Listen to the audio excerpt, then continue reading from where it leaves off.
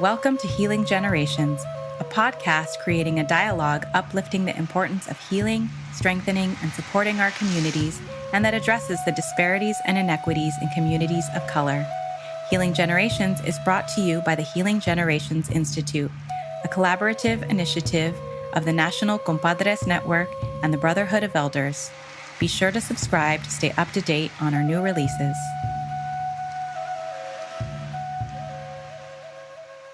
Welcome to the Healing Generation podcast. My name is Ariel Jimenez Bustos, and I'm one of the co-hosts for today's segment. Today's segment is centered on youth voice. It's important that as we continue to talk about healing, that we get an opportunity to discuss what does healing look like through a young person's perspective. I will mention that our maestros and maestras have taught us that if we truly want our community to heal, that we need to have the whole community at the table. For that reason, it's important that we take the time to listen to the journeys of our young leaders, that we acknowledge the lived experiences that they have, and that we learn about healing practices that work for them. For that reason as well, I have my co-host here, our young warrior, our young leader, Diego Sanchez Ramos, who will assist in guiding us through today's conversation and today's plática. So welcome, Diego. I'll pass over the palabra to you, and we could go ahead and get started.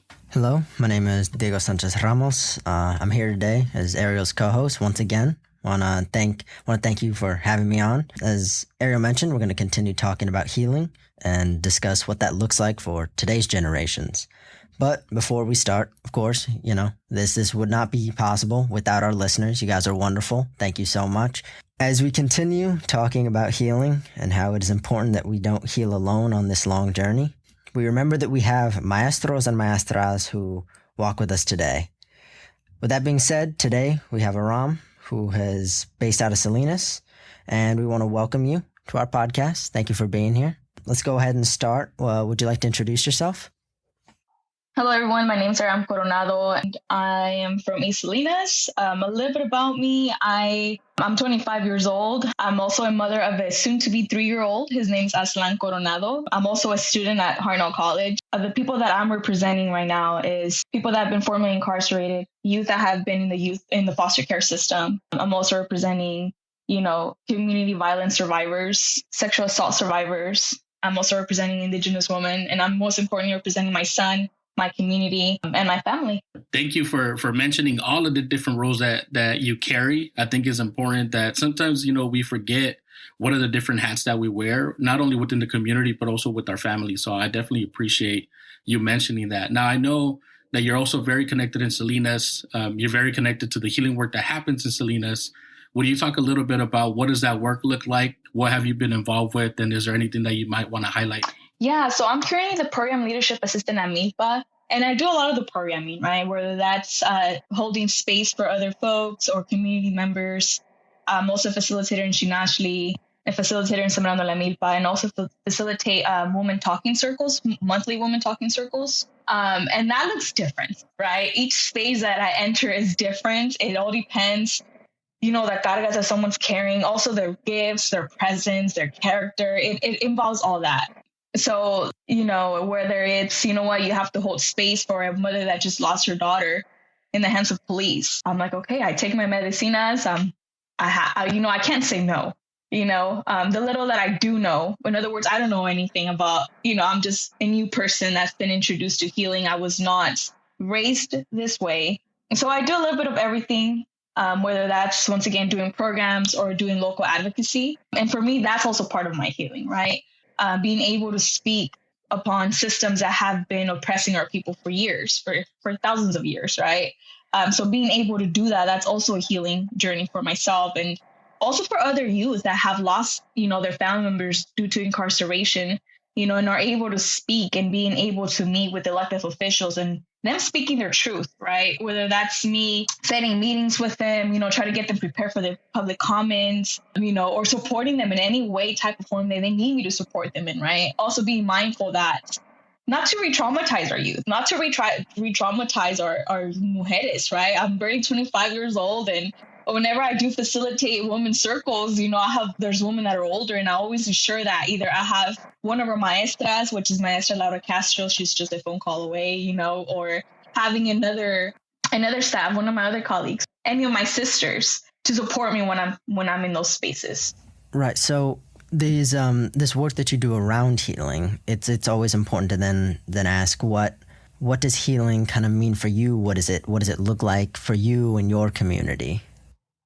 Well, what does healing mean to me? And just to even think about the word healing, right? People think that like, oh, I'm just going to talk about my problems and I'm going to be fixed, right? And oh, I'm already healed, right? I'm just going to go to the ceremony one time and that's it. No, healing is a lifelong journey. You know, even if you work through a situation, you still might get triggered to that. Are you going to react like you used to react to it before? Or are you going to react to it like, hey, you know what? I've been working on the way that I'm feeling triggered right now and I'm going to respond in a better manner that can be more approachable and more communicating, but yet be taking care of myself and my needs, right? Oftentimes, you know, people go to ceremony. I was introduced to ceremony a few years ago, and I was more like, what is this? Like, this sounds cool, right? What is this? And I was like, oh, you don't know what it is. And I'm just like, I enter my first sweat lodge, and I'm like, what did I get myself into? You know, I enter my first teepee ceremony, and I'm like, oh, Airam, what did you really get yourself into? You know, I was raised and my mom is a Christian, you know, by all means, I respect everybody's beliefs.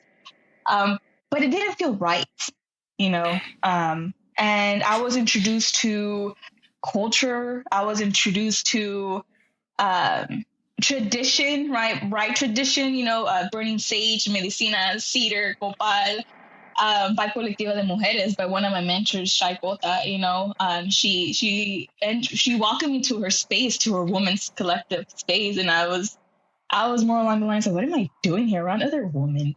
You know, I was raised mostly around men. And I kind of struggle having a good relationship with women. And later on, I will explain a little bit of why. But I feel like now that I've been working on myself and actually having a courageous conversation with myself, I was like, okay, what do you really need to work on, Airam? You know, there's not time to play around, because if you're going to be holding space for other people, you really need to really be real with yourself, right? Really be truthful with yourself.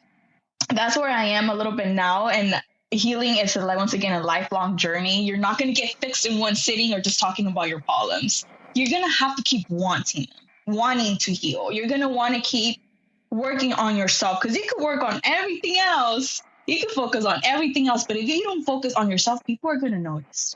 And most importantly, you're going to start internalizing that, and it will show up in your health, and it will show up the way you show up to places.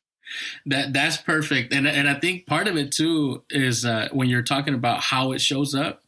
And sometimes it shows up in the most inconvenient ways and in the spaces that you don't think is going to show up, right? When you're talking about, I know earlier you mentioned triggers. You mentioned it being a lifetime journey. And I think people don't understand that. You know, we can't, when we're talking about intergenerational trauma and generations of trauma that we carry, we're not going to get fixed in 1 hour, 2 hours, or even sometimes when we work with young men and young women, we think an 11-week character development session is going to, you know, cure of all the traumas that we have for 7 generations. So I appreciate you mentioned that, because it's important for us to know that. And I've been in those spaces, right, where you're like in a sweat lodge, like, what am I doing here? How did I get here? What did my ancestors do for me to be in this space? So I definitely appreciate that perspective. Now, talking about the journey, you know, you did mention triggers. And I think that's important, that even while you're on a healing journey, it is not going to be easy. It's not going to be all, you know, romanticized. So can you talk a little bit about what are some of the traumas, what are some of the triggers that our young folks might experience while they start their healing journey, and even while they're a couple years into their healing journey? What are some of those traumas and triggers? Mm-hmm. It all depends on some of the traumas that I've experienced, right? And I'm not going to share upon what other people have shared with me, right? I can speak only about myself, and understanding that my story is not unique. My story, it has happened to hundreds and billions of young women out there, including young men. And it still keeps going on. And some of the traumas that we face, right, is community violence. We have to understand too that we come from a society, we come from this culture where we witness a lot of community violence on a day-to-day basis, right? And we have to understand where community violence is rooted from. It's rooted through institutional racism, right? And we really want to look at the root causes of that. It's white supremacy. And we really want to look at how were the institutions built. Our institutions were built on slavery, over 500 years of genocide, of rape and killing of our women and men and babies. Now, those institutions were built on those grounds. right? So when we're talking about how we're getting re-traumatized and generational trauma, we have to understand what's going on in our community and the institutions that have been set in place. That's how we're getting mostly triggered all the time. You know, at a very young age, and I'm going to speak a little bit about myself. Once again, my story is not unique, right? Everybody experiences things differently. Some of the traumas that our youth are facing is one is suppression, generational trauma, right? That's just a very broad term. But at an early age, I was, molested and raped from the ages of 4 years old to 10 years old. And it was an everyday thing, till I decided to speak up. And when I decided to speak up, mind you, my mom was a working hard woman. She works in the fields to this day. And this was done by her ex-partner, right? Because after she found out, she was like, I'm done with you. He did end up doing time, but the way that the system framed it was they gave my mom and striking child protective services for child endangerment, which my mother didn't know. She was working full time. So the system does a good job of portraying single mothers and single parents as, where were you at when this was happening to your child? Well, I'm sorry. I was working full time to make sure that my kid had food on the table and clothes to wear. Now, moving forward with, I wasn't really dealing with the whole my whole trauma, my susto, everything. I do come from a family that have been formerly incarcerated, that have been in prison, whether that's federal prison or state prison. My siblings were the ones impacted by the systems. And then moving on, it was more along the lines of witnessing a lot of community violence, witnessing domestic violence next door, witnessing drug abuse, witnessing all this stuff, right? That even though we're just watching, is still traumatizing us. At the age of 14, I witnessed the killing of my boyfriend at that time, right? They shot him and killed him in front of me. I was just entering high school. I was kicked out. I was pushed into the school to prison pipeline. My mom looked for services. There was no services, the lack of services. And that's another symptom that our community faces, the lack of services that we don't have, especially the communities of color. While not having these services, I entered the juvenile justice system and the foster care system, because once again, it's so easy for them to label people of color like, oh, you're not doing a good job. We're going to be better parents and we're going to take your kid away, right? Because we are better parents than you. But by the time your kid turns 18, we're going to kick them out, right? We're going to do everything for them. We're not going to teach them the right tools on how for them to even open a bank account, how to ride a bus, or anything like that. By the age of 18, they're supposed to know this. So there's an assumption that the system just automatically makes, right? And the system has this great thing where everything's so punitive, right? So just understanding that. And I share my story. I've shared my story plenty of times, so it's easier for me to share it, right? It's harder for me to go into details about it. That's something that I will always try to avoid. Just speaking on my experiences, right? Those are just some of the traumas. And now that I'm 25, now that I am away from that, someone else took my place. Another youth took my place in juvenile hall. And that's how they do their counts. Another youth took my place in the foster care system. There's another little girl, another little boy right now on the east side that needs those services that are not being provided, So understanding that even now that I'm a little bit more grown, there's someone else that took my place. And that's the most heartbreaking thing. And that's reality. And women get raped 10 times more at a higher rate than any other woman. Women of color go through these things at a higher rate than any other, right? And when we're talking about multi-generational trauma, what my great-grandma went through, my grandma went through. What my grandma went through, my mom went through. And what my mom went through, I went through. And if we don't acknowledge these traumas, these generational traumas, then how are we going to work on them? Are we just going to slip it underneath the carpet and forget like that never happened to me, mija, But when things crack down, they're like, yes, mija, that happened to me. How are we going to, So I'm going to end right there. I could go on a good one.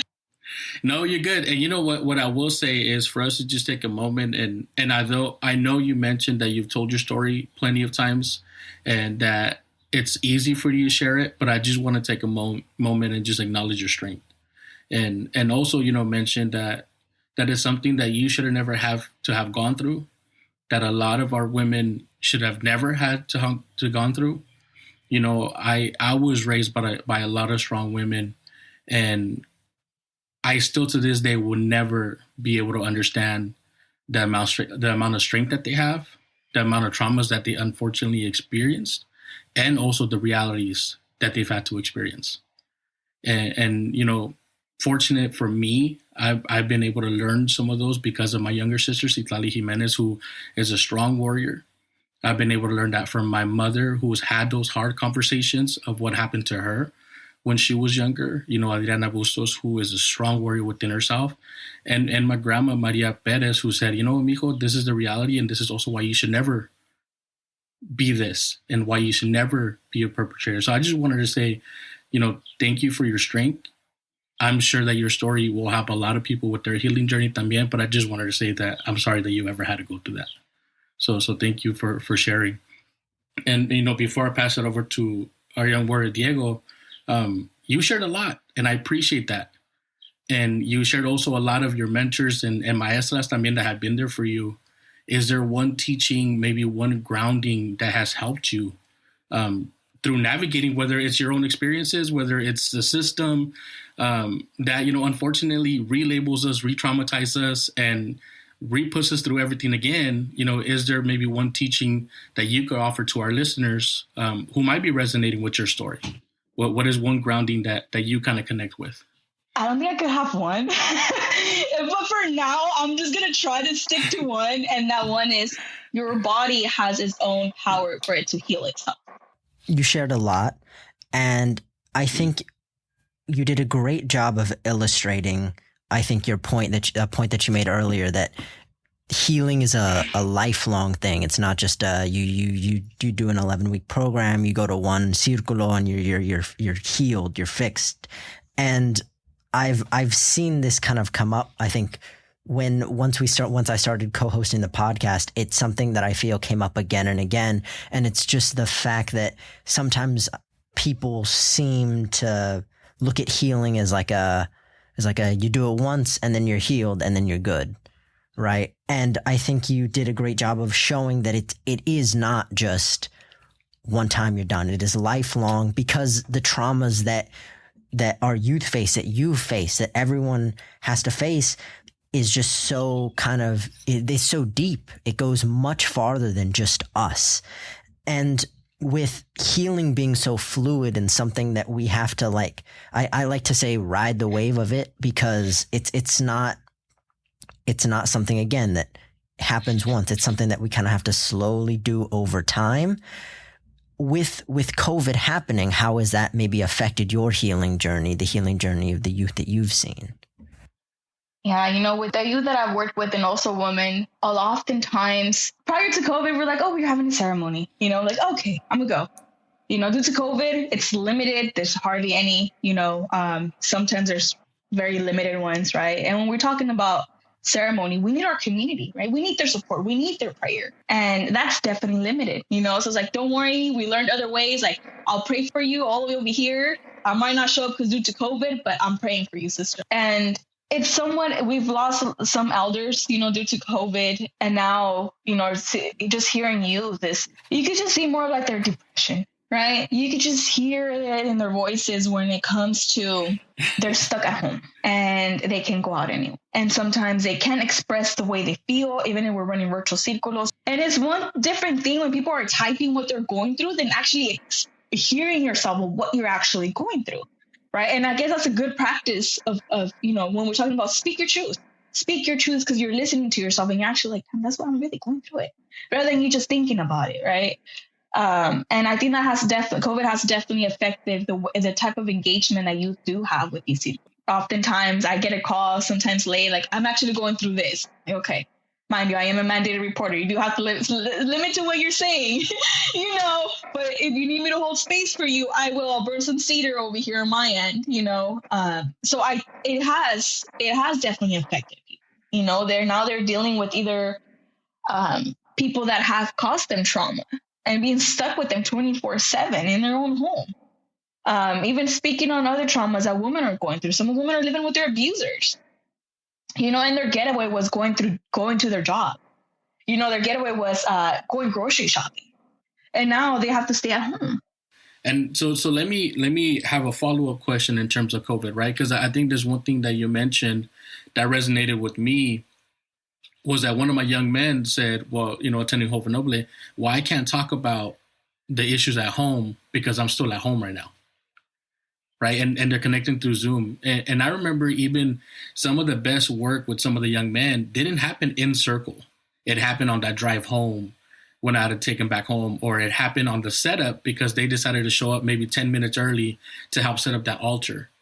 And in that setting up the chair, setting up the room, they'll disclose some of the deepest things that they're facing, but then won't discuss that maybe in circle.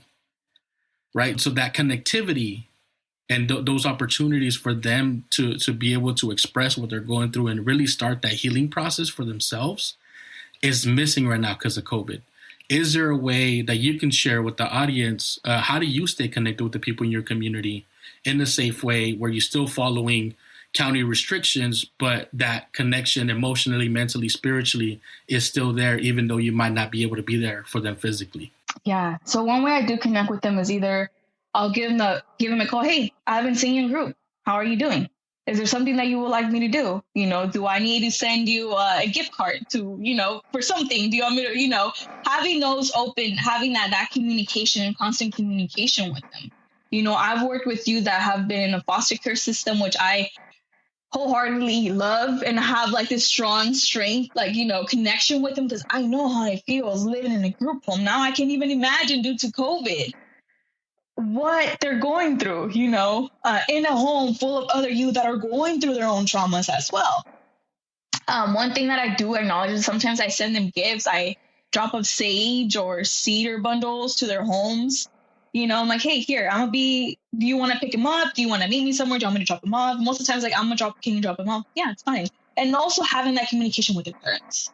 I always like, hey, let me meet your mom, and then I introduce myself to las señoras, to the señores, because this work is personal and it's personal to a lot of us, right? I think that's why we invest so much time and we go out of our ways and we don't even see it as getting out of our ways. We see it as like, hey, I'm here for you. I'm here to support you until you tell me, you know what? Respect my boundaries. Okay. There's always that line of boundaries that you just can't cross. And so it's understanding where they're at, boundaries, and what can I do to best support you? Oftentimes we go out about our days and they never ask us, they don't ever ask you for permission, and they never ask you, hey, how's your day going? And those two questions can definitely go a long way, right? Hey, can I get your permission to share your picture on social media? Hey, can I get your permission and go drop off some sage at your house, right? I guess that's the only way, the constant communication with them. Because they have to somewhat remember that there's always going to be someone there. Not always someone there, but there's someone there at that time that can best support them. So when working with the youth, I think, Ariel, you have someone like me, and I'm sure you have other youth in your community, right? The youth kind of look up to you guys, right? You guys are doing the work. And I want to ask you, Airam, who is a maestro or maestra that you think really influenced you in your healing journey? Now, I know you've talked about a couple, right, in your previous answers, but like, is there one that if you had to pick up just one, who would that one be? Not to play favorites or nothing, but just one. I can't do that. I don't think I can do that because I have two. Can I just mention two? Okay, I'll stick with two. And I do apologize. I love everybody dearly, but the one that I know they're a phone call away is Maestra Laura Castro. I know that at any time I need support. I need her to come facilitate. There's something personal going on. Like, hey, this is going on. Like, she has just a smooth voice and she's so down to earth and she will meet you halfway and she will give you the best advice she can give you while still listening to you and still ensuring that you're following her advice, but she has just that gentle, tough touch, that she's like, okay, I'm going to speak the truth. And this is what I'm hearing, So she's just a phone call away. So she mainly supports me in the women's circles, like, I need you, And then I call him more of my tío, Tío Smiley. He is definitely a phone call away. And the quote that I shared earlier, he actually shared that with me when I was going through a tough time. when I was dealing with a lot of health issues. He told me your body's strong enough to heal itself. So those are my two main those are the two that I'm choosing right now. Dios, Smiley, and Maestro Laura Castro. I do not envy you for that question at all. I don't think I would have been able to pick one or just two. I know I would have felt a little bit of guilt. So, but thank you for sharing, both of those warriors with us. Going back, I think it's always good. We talk about generational work, and we talk about the generational blessings that we have. You mentioned earlier that you're also a mother. Right. And I think we're in the month of May. To us, May is important. May 10th is always Mexican Mother's Day. I grew up in a house, my grandpa had 15 kids and all 15 were women. And my mom was the oldest out of the 15. So I grew up, month of May was just celebrations left and right.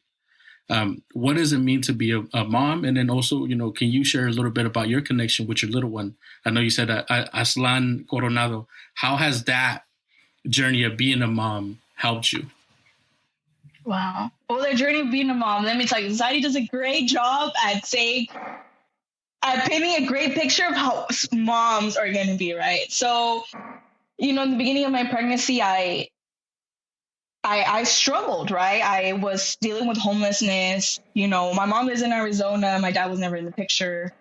So I was dealing, even though I do have a big family, I was dealing with a lot of issues, with a lot of things, right?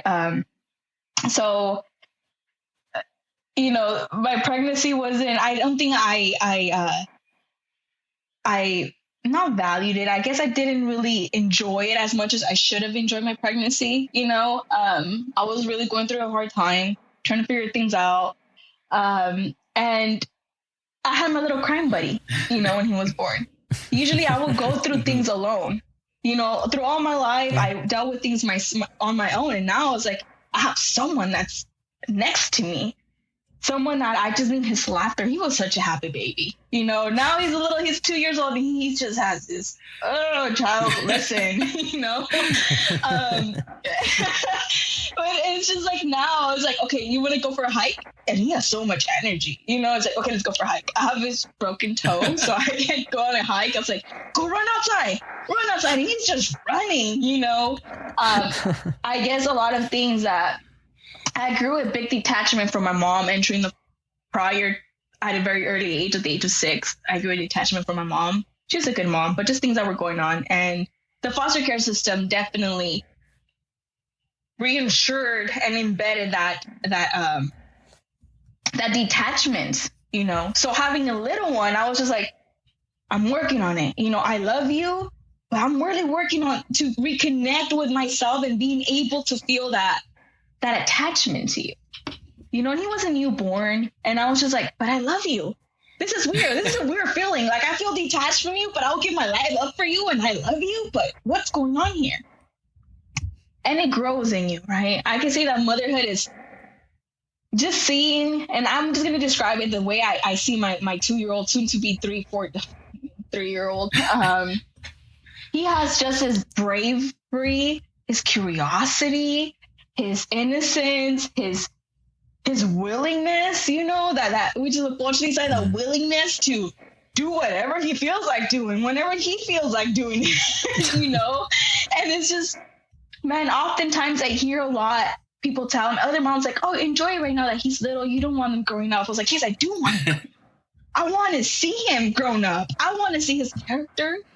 I want to see him. I'm curious to know how my child is going to expose me. There's always a little kids that are just like, well, my mommy does this, like I'm curious to know, what is he going to say about me? The truth tellers. Like I want to hear his little voice. Yeah. I want to hear his voice. I want to see how he's going to engage with other people. I want to see, his father's also, very engaged with Aslan. We co-parent very well. He was locked up through my whole pregnancy and he got out when Aslan was a year old. And after that, we decided, we're better off as co-parents. You go your way, I go my way. And we have a good relationship. And we also have a good relationship with Aslan. Mm-hmm. I guess we were just better off as friends. And that's okay. Because I know that Aslan has two supportive parents. and to all those mothers out there who are dying to see their child grow or just want their child to stay little, it's okay. Whatever works. I do want to acknowledge all those mothers and all those parents that are working full time, that are working. I can say that we see you, we acknowledge you, and we thank you for everything that you do, everything that you will continue doing for your little one. I think a lot of times because I'm doing this work, I'm doing it because of my little one, because I don't want him to enter the system. And oftentimes I see this a lot. I see a lot of people like, oh, well, who cares about that issue? But once it happens to their kids, now they're really involved, right? And it's just like, dude, we don't have to wait for it to happen to our child, to our children, to our grandchildren. We can do it now. We can start advocating. We can start speaking our truth now. So I just wanted to throw that out there. And motherhood is a beautiful struggle, and a lot of, I want to pray for all kinds of patience. I need patience. I'm working on it. Right now he's with his dad. If he would have been here, he would be facilitating this whole meeting himself, but just I wanted to share that much about my little one.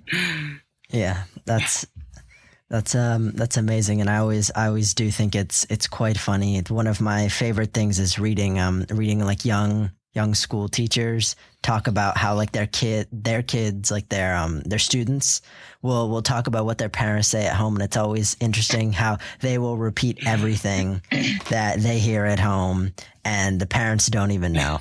But as Aslan grows and as those young kids will grow, they're going to be part of the next generation of us. And I would want to ask you, what advice would you want to leave for that next generation? Man, I have a lot to say, that there's no such thing as giving up. That even if you feel you have the whole world's weight on your shoulder, and even if you feel like that nightmare is never going to end, it's going to end. Going through my own traumas, I never thought it was going to end. And it did. And that's the best feeling that you just feel liberated, from everything. And no one's going to scream as loud as you are for yourself. No one's going to take care of yourself as much as you are. So if you need to scream louder, do it. If you need to ask for help, do it. No one else is going to guess how you're feeling. No one else is going to guess how much you really need to scream or advocate for yourself. You need to advocate for yourself because nobody's going to do it at the same level as you are. Always do follow as much discipline as you can. Listen to your elders and follow protocol. You know what I mean by protocol? Any house you go to, they have their own rules. And you need to respect those rules and respect people's boundaries. Understand what no means and here not to respond, but here to comprehend and to really listen and to really think about like, wow. And most importantly, sit with yourself.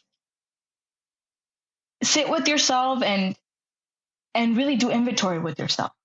Because as much as we're doing this healing work, trust me, it hit me face hard. Oh, I'm really going to do inventory now.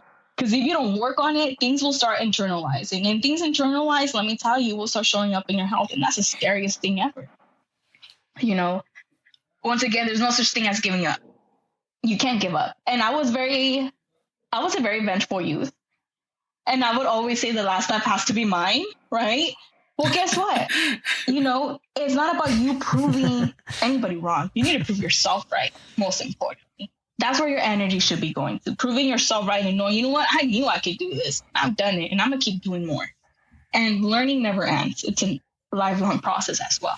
I do just want to take a moment and just, commend you for all that you've shared today. I think even, when you're talking about the next generation and really giving all that advice, I know it comes with a lot of wisdom. I know it comes with a lot of healing. I know it comes with a lot of scars.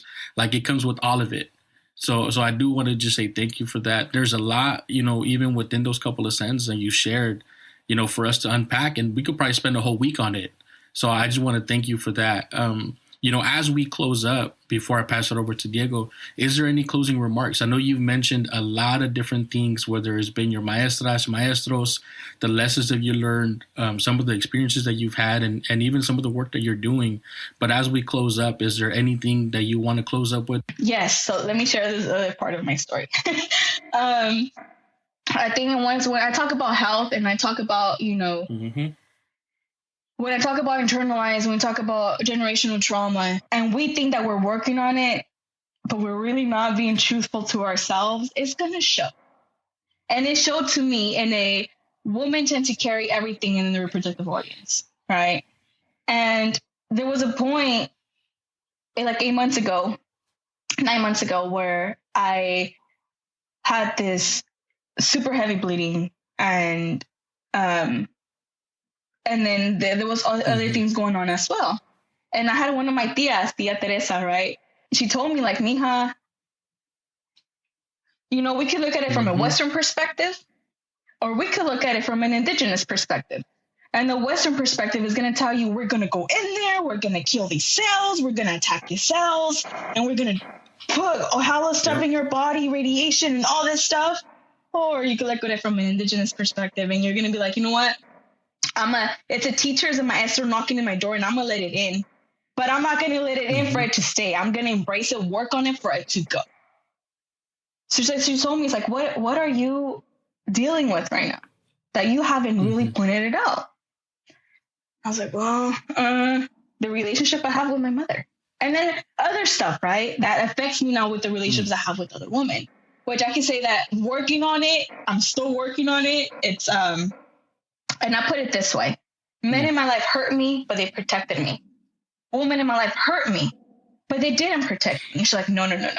The women in your life hurt you, but they just didn't know how to protect you. And that's one thing that oftentimes we have that concept of, like, well, they didn't protect me. No, they didn't know how to protect you, but they still stood by your side, and so that's the one teaching that I got from her. That goes a long way. And after that, everything has regulated now. How my health is going way better now. Really, because it will manifest into something, and it's a super scariest thing. So if I could tell you right now, if you have to sit with yourself and be as real as you want other people to be with you, but you're not being real with yourself, and actually sit down with yourself and have that inventory, I'm like, I really went through that, and this is how much it hurts me, and I have not addressed this, and I have not addressed that. You need to address them now, and that's where a lot of my Tío Smiley comes in the picture, where he holds ceremony for me. And it was, and after that, everything was like, wow, prayer. If we don't have ceremony right now, it's okay. Go roll your smoke, tobacco, your corn husk, go roll it and go to the ocean if you live close to the ocean, and sit down and pray. Roll that smoke with that water, roll that smoke with that fire, because you need that balance in your life. And that's a balance I needed. And I guess my prayers are going well now. I don't know. I will find out my helping in September. But I'm okay with whatever's coming my way. I accept it, and I'm okay. But definitely it's something that it's better now than later. Well, I will say that I'm happy you're doing better health-wise. I think that's important. We do tend to suffer in silence, and I'm sure it was hard to ask for help. I'm also channeling my maestra, Tia Susie Armijo and Maestro Jerry Teo, who always remind us that our body keeps a score. That if you're not ready to deal with it, your body will remind you to deal with it. And if you're not ready to slow down, your body will definitely slow you down. And it can come up in many ways. Some of the traumas that we're not dealing with, some of when we don't sit with ourselves and we don't listen to ourselves, it could change our digestive system. It could change the way that we feel on a day-to-day basis, and it could really impact and compromise our health. So I thank you for that too, because it's a reminder, not only for us listening, but for everybody that we come in contact with. So thank you for that. And I definitely do want to explore more of the teachings that you have and more of the maestras and the maestros that you carry with you, because I believe that we carry, them with us in every space that we come into. So thank you for that. Diego, is there any closing remarks that you have for our listeners, or even for Airam? Well, I just want to say thank you for coming on, right? It was a pleasure having you. I want to say thank you for not only sharing your story and your wisdom, but also sharing your traumas, because I know that can be really hard, especially with this kind of medium of a podcast, right? You're really putting it out there. And so I just want to thank you from the bottom of my heart for coming on and kind of speaking yourself on this podcast. Once again, I want to thank all of our listeners, because this truly would not be possible without you. You guys are the best audience, and I love you. And again, for our listeners, just remember that healing is a lifelong journey, right? It's been said now. It's probably going to get said again. So just remember to take inventory and help yourself heal and love those around you. And I think if that's what you take away from this, I think we did our job.